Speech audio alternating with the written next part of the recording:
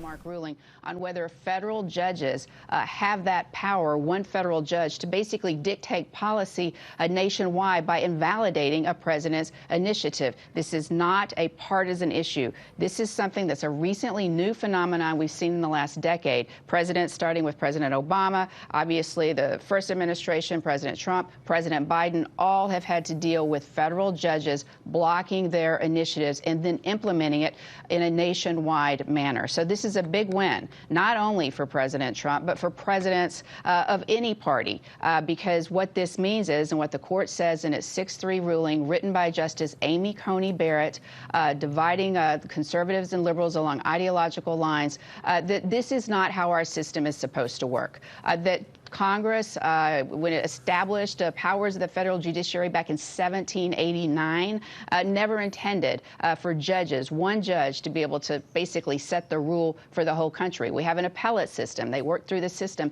That's how the system is supposed to work. So the justices in this ruling today are saying it's not appropriate in most cases. It's got to go about the normal process. But there are ways to get nationwide relief. And the court says today, for example, people can file class actions where that can perhaps apply nationwide. The point is, this is about process, and you got to drive the right car to the courthouse. And here, they didn't do it the right way. So the court's saying, do this the right way, the way the system is supposed to work. That means that I strongly believe, Tony, that there is very little chance that this executive order on birthright citizenship will ever be implemented. We're going to see people right away next week come back, refile some of these cases, ask for class actions that could be certified across the country. There's a process with that. You will still have some of these injunctions in place. This is just narrowing them a little bit so that they only apply to the parties who filed these cases, not to everyone.